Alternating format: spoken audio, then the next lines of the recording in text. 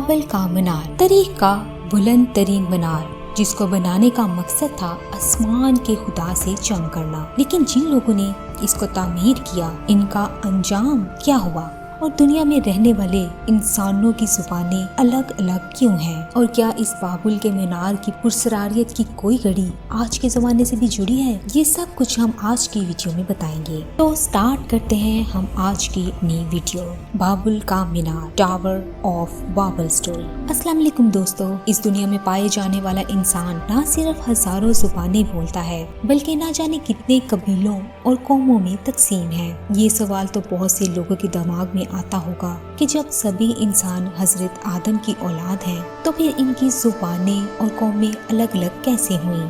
دوستو، اس کے بارے میں مختلف نظریات پائے جاتے ہیں۔ آسمانی کتابوں میں سے ایک کتاب یعنی توریت میں اس کی وجہ ماضی میں گزرے اس مینار کو مانا جاتا ہے۔ یہ مینار دنیا کے قدیم ترین شہر بابل میں موجود تھا۔ اس کو ٹاور آف بیبیلون بھی کہا جاتا ہے۔ دریائے فرات کے قریب یہ شہر اس قدر قدیم تھا کہ اس کا ذکر 4000 سال پہلے قبل المسیح کی تحریروں میں بھی ملتا ہے۔ بابل شہر کو عروج اس وقت ملا جب 1750 قبل المسیح میں ہمورابی بادشاہ نے اس کو اپنا پایہ تخت بنایا تو یہ اس کے دور حکومت میں سب سے بڑا شہر بن گیا۔ بابل کا برج یا پھر مینار بابل سومیری تہذیب کی تاریخ کی سب سے یادگار عمارتوں میں سے سب سے اونچی عمارت تھی۔ اس کو کس سن میں اور کس بادشاہ نے تعمیر کیا اس کے بارے میں تاریخ مکمل طور پر خاموش ہے، لیکن دنیا کی مختلف مذہبی کتابوں میں اس عمارت کے متعلق بہت سی معلومات ملتی ہے۔ یہ تمام ہی کتابیں انسان کے غرور اور اس کے خدائی کے دعویٰ کی علامت کو قرار دیتی ہے۔ قدیمی کتاب توریت میں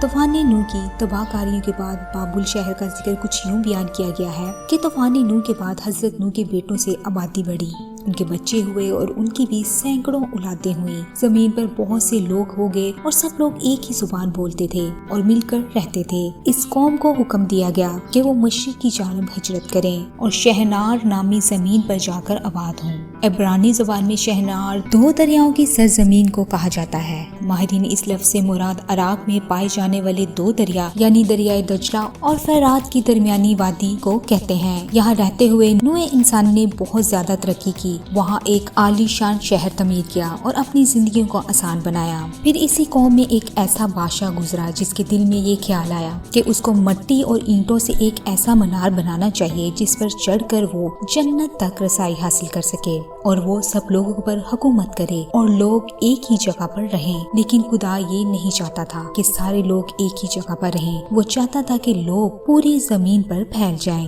لیکن لوگوں نے خدا کی بات نہ مانی۔ انہوں نے سوچا، آؤ ہم اپنے لیے ایک شہر بنائیں جس میں ایک بلند مینار بنایا جائے جس کی چوٹی آسمان تک اونچی ہو۔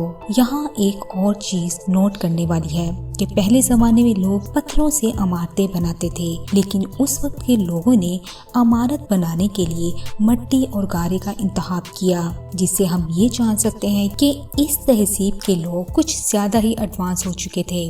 تب کے لوگ غرور اور گھمنڈ میں بہت زیادہ آ چکے تھے، ان کو لگتا تھا ہم سب کچھ کر سکتے ہیں۔ اب یہ مینار تعمیر ہونا شروع ہو گیا تھا، تب خدا نے ان لوگوں کی زبان میں اختلاف ڈالا جس کی وجہ سے اچانک وہ لوگ الگ الگ زبانیں بولنے لگ پڑے۔ جب وہ باتیں کرنا شروع کرتے تو نہ چاہتے ہوئے بھی ان کے منہ سے الگ زبان نکلتی۔ اب وہ لوگ ایک دوسرے کی زبان نہیں سمجھ پا رہے تھے، اس لیے مینار کا کام بھی روک دیا گیا، لہٰذا شہر میں عجیب ماحول ہو گیا۔ لوگ ایک دوسرے سے لڑائی جھگڑا کرنے لگی، اس لیے اس شہر کا نام بابل رکھا گیا جس کے معنی ہے اختلاف یا پھر جدائی۔ اب مینار کا کام روک دیا گیا اور بہت سے لوگوں نے بابل چھوڑ دیا اور دوسری جگہوں پر جا کر رہنے لگے۔ جو لوگ ایک جیسی زبان بولتے تھے وہ مل کر کسی اور جگہ بس گئے۔ اسی دن سے زمین پر بہت سی زبانیں بولی جانے لگی اور لوگ الگ الگ جگہوں پر جا کر بس گئے۔ تب سے زمین پر الگ الگ قومیں ہو چکی ہیں اور لوگ الگ الگ زبانیں بولتے ہیں۔ اس دور میں جیسے جیسے وقت گزرتا گیا زیادہ سے زیادہ لوگ پتھروں اور لکڑی کے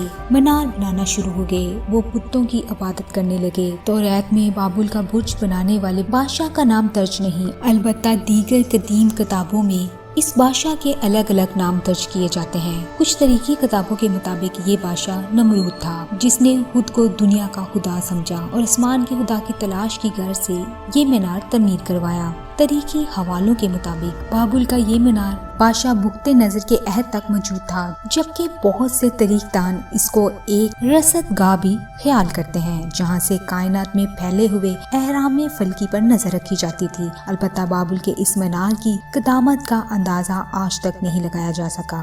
تو دوستوں، آج کی ویڈیو آپ کو کیسی لگی؟ اگر آج کی ویڈیو آپ کو پسند آئی تو ویڈیو کو لائک، چینل کو سبسکرائب اور بیل آئیکن کے بٹن کو ضرور پریس کر دیجیے گا تاکہ اس طرح کی ہر آنے والی ویڈیو آپ کو مل سکے۔ اللہ حافظ۔